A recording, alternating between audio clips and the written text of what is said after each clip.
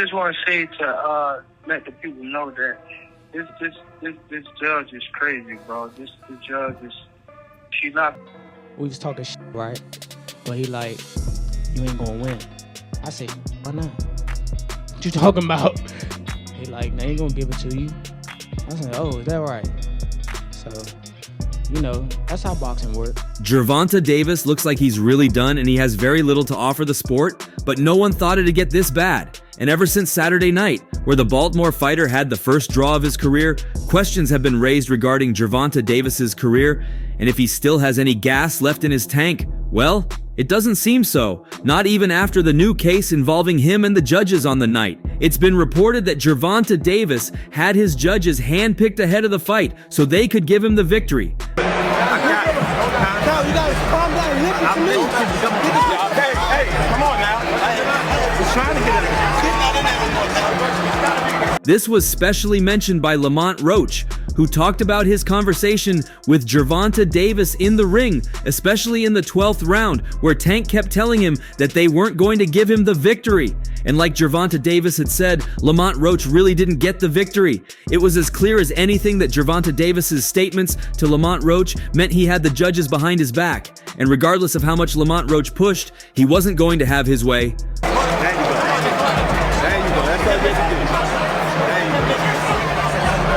There you go. That's all you have to do. Part of what caused some disorder in Gervonta Davis's corner was the argument about the judges. As his trainers and coaches tried to tell him the right moves to make in the ring, Tank kept shunning them and giving them the impression that he had everything under control. Well, in some sense he did. He was able to escape with a draw because of that. Leonard Ellerbe has long been with the Gervonta Tank Davis's team, and after the weekend's draw with Lamont Roach, Ellerbe has spoken.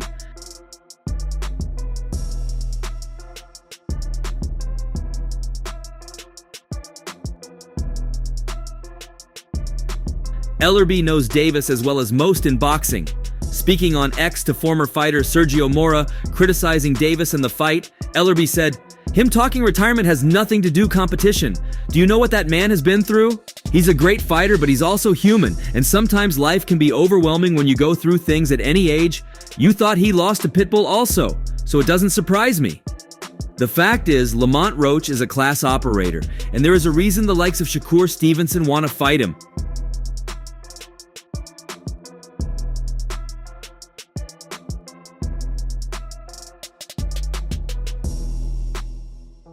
Davis had an off night, but is still young by today's standards, with athletes staying in pro sports much longer than ever now. He'll be back. The key moment happened in round 9 when, having been hit by a punch from Roach, Davis then waited a moment before taking a knee. He then rushed to his corner and asked for his face to be wiped, later saying that grease from his hair was burning his eyes. Referee Willis initially issued a count after the champion took a knee, though he later reversed that decision and ruled it as a non-knockdown. The judges subsequently did not include the incident in their scoring, despite the fact that a knockdown for Roach would have given the challenger the victory.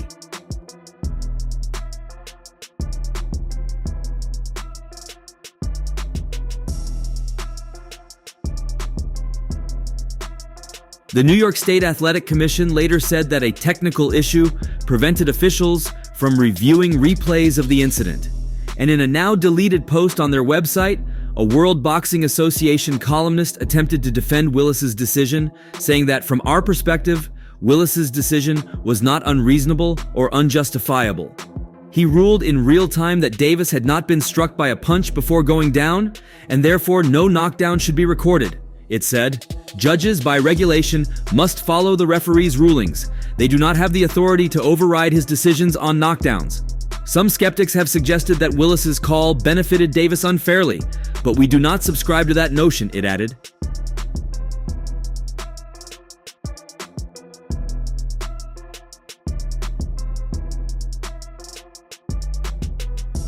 After the fight, World Boxing Association President Gilberto Mendoza announced the organization's desire to pursue a rematch between the two fighters, with both also calling for a rematch after the bout. Meanwhile, the New York State Athletic Commission has begun a review into the incident, saying in a statement that it is dedicated to preserving the integrity of combative sports and is committed to working with all promotions and production teams on behalf of the athletes, officials, and fans, to ensure technical issues do not occur in the future? The boxing world was full of reactions to the controversial result that allowed Gervonta Davis to retain his lightweight title after the majority draw against Lamont Roach Jr., and one of the latest personalities to join the criticism was promoter Oscar De La Hoya. Opinion. Sure. It was a great fight. It was a close fight. Depending on what they do with that decision of taking the knee, depending if the commission reverses. The fact that the Baltimore native voluntarily took a knee in the 9th round without referee Steve Willis doing anything about it has sparked debate in the boxing community like never before. Experts and enthusiasts have been criticizing Davis and his team. Well, now we can add 6th Division World Champion Oscar De La Hoya to that list, as he has many questions about the now infamous incident. During a chat with Colin McGuigan on IFL TV, the Golden Boy pointed to referee Steve Willis, who in the 9th round let an infringement by Gervonta pass, who after receiving a blow from Roach around the eye, turned around and went down on one knee in an action that should have been penalized as a knockdown, which should have cost him a point, and with it the judges should have given the round to Roach. The decision, or I think the draw was meant to be. So I like the draw. Do you like the draw? I Do you think like the knee though? Was that a good call on the ref? no. If you take a knee, man, we're not.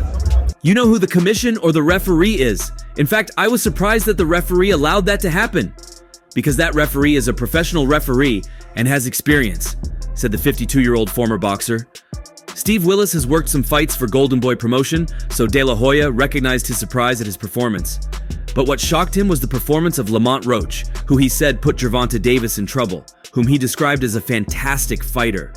I just feel that Roach did extremely well against Gervonta Davis. I think Lamont Roach was on his game, and it was a great fight, said Oscar De La Hoya.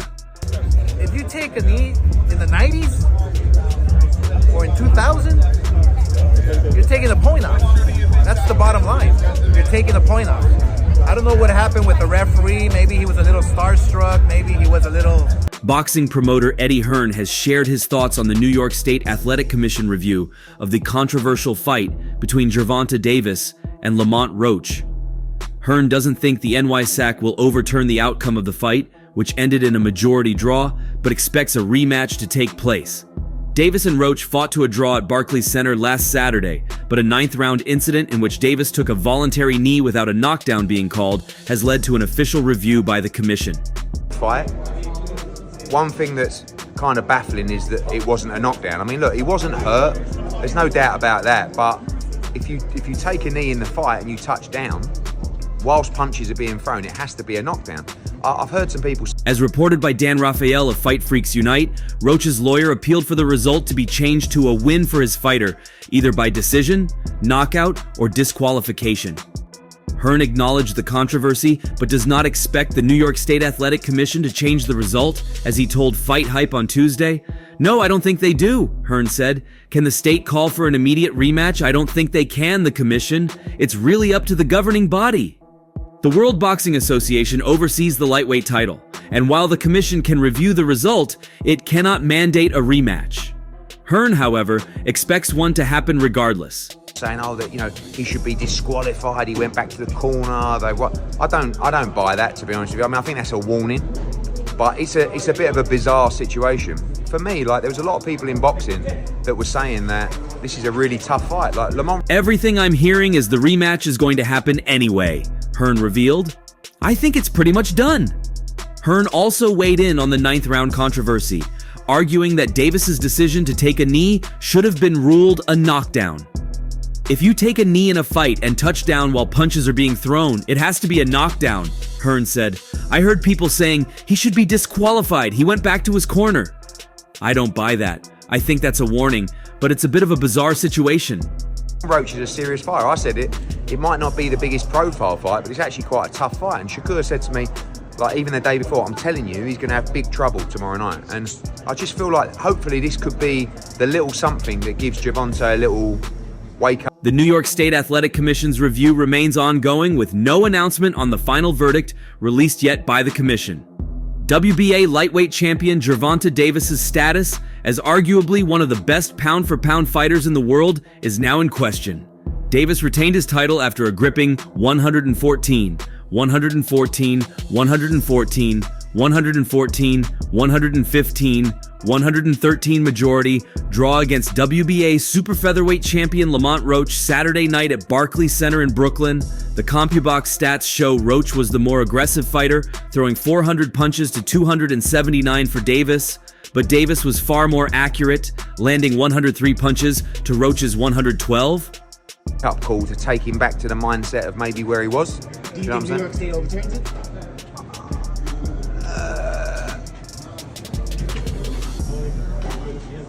No, I don't think they do. So, although one of the three judges believed Davis did enough to win, two did not, leading to the majority draw. Round 9 was the difference, as it was when a bizarre and defining moment of the fight occurred. During the round, after taking several stinging blows from the 29-year-old Roach, a native of Washington, D.C., Davis suddenly and momentarily dropped to one knee. By the letter of the rule, it should have been called a knockdown by referee Steve Mills, resulting in a 10-8 round for Roach instead of 10-9, which would have given him a 1-point edge on the 2 even scorecards. I just got my hair done 2 days ago and she put grease in my hair, so the grease, when you sweat, it was coming into my face, Davis explained as the reason he dipped to the canvas. The 30-year-old Baltimore native also complained about the lack of ring card girls, claiming he did not know what round the fight was in. It's sad to say, that's how boxing works. I'm not, totally upset. I figured with a superstar, if he takes a knee and the ref starts counting, it should be a knockdown, said Roach. If it's a knockdown, I win the fight. The New York State Athletic Commission, in a statement to ESPN, said a technical issue prevented it from reviewing video of the controversial incident within the allotted time for review to make a correction. It is just the latest in a long history of Davis not taking his professional boxing career as seriously as he should. Before his fight against Francisco Fonseca nearly 8 years ago, which was the co-main event to Floyd Mayweather versus Conor McGregor, the second highest grossing fight card, Davis missed the grand arrivals during fight week, something he repeated during last year's clash against Frank Martin as the headliner of the fight card. Davis also did not make weight against Fonseca. You won't get too much on paper, but shit, I damn sure thought I had it, especially when they announced the score for him. I was like, oh, they gonna give me a... He has also experienced legal issues, including being incarcerated for 44 days in 2023 after violating terms of house arrest, and was sentenced to 3 years probation in May 2023. Davis is a highly talented boxer with unprecedented punching power for his height and weight. Now, after recently discussing the possibility of retiring, Davis, nicknamed Tank, needs to decide if he is willing to put the work into his career inside and outside of the ring to remain not only an undefeated champion, but one of the biggest names in the sport. Though he hinted that another fight would take place before a rematch with Roach, Davis needs an immediate rematch and a dominant victory over Roach to remain perhaps the most popular American boxer in the world. Let this video win. I was like, oh, yeah. I was like, oh, shit, here it goes. But as soon as I heard that 114, I was just like, damn, all right, it's over with. Many believe that Roach Jr. and his team have a great case for getting this call overturned if they appeal, which they're already in the process of doing, an outcome that Roach Jr. has teased on social media. And Roach Jr. is stating his knockdown overturn case and what it would mean for the fight's outcome with a series of X posts on March 5th. The first of which wrote, "Y'all tweaking if y'all think Buddy was off or some or had an off night? That stuff is just different there with me. I told y'all from the start. Just because I feel like I won y'all acting like I said he was easy work or some. The knockdown gives me a UD. He followed this up by asserting, I did take care of that in the ring, Ely. You are about to make me get on you. With this bias. I know he yo peoples and but leave it be. I ain't suing anybody. I'm getting a clear knockdown situated that they robbed me off. Get it right, guy. Report that." So, yeah, man, it's just crazy. I ain't gonna lie. It's okay. We gonna run it back. It's okay.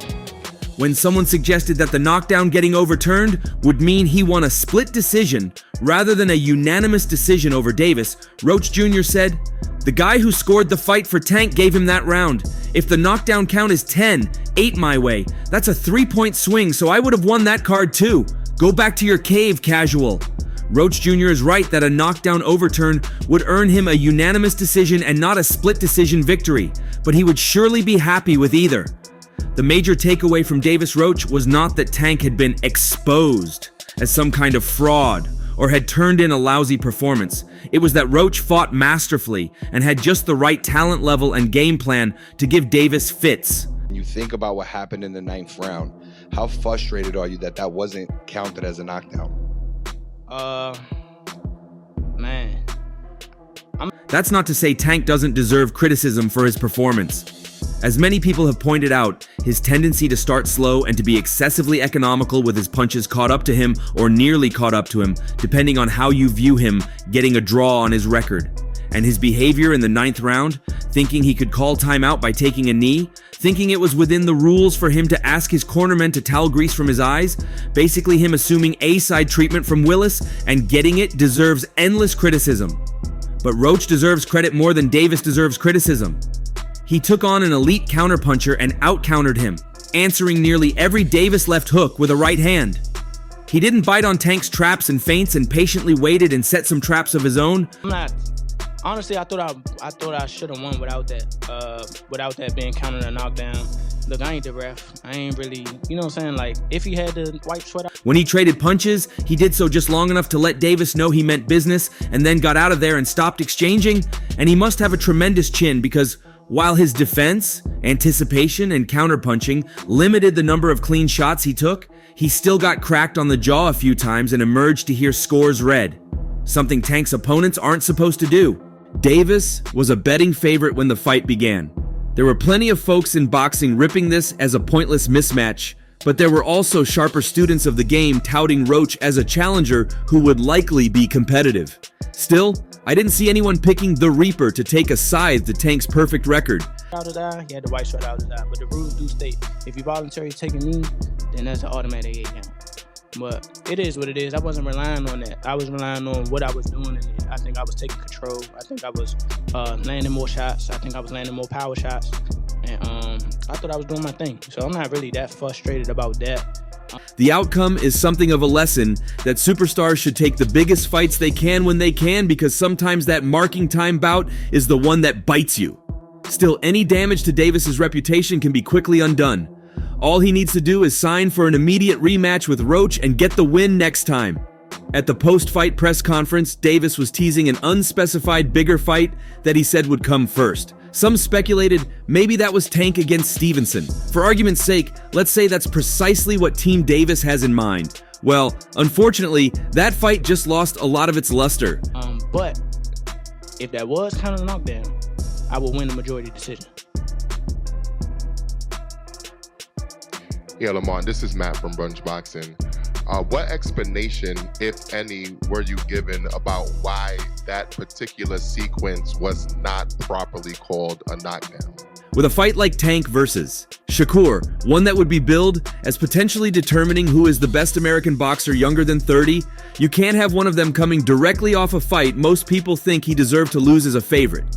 Davis needs the Roach rematch. Even though winning it won't be easy to re-maximize interest in fights against Stevenson and other Four Princes level opponents, the sight of a draw on Davis's record is not a massive hit to his marketability, but the feeling that he was second best in his most recent fight is, so he needs to replace that with another more recent fight in which he is not second best.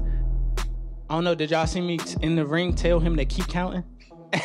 he started counting. I was like, why you stop? Like, keep counting. But I honestly don't know. I don't know. But Davis Roach II needs to happen, and it needs to happen next, and it ought to happen in a location where Davis's Baltimore fans and Roach's DC fans can combine to create the most dynamic possible atmosphere, and where New York's Willis, usually a fine ref by the way, will not be on the commission's short list. Well, that's it with Tank Davis right now. The star that once shone bright and was deemed the next big thing after Floyd Mayweather. but now has to battle his inner demons and face the overwhelming task of coming back from a position he'd never found himself in all through his career. And that's all for now. For the very best updates on news, moments, events, and actions in the world of boxing, stay connected with us by subscribing to our YouTube channel, and don't forget to turn on notifications to get notified when we drop quality contents like this. Until next time, peace out.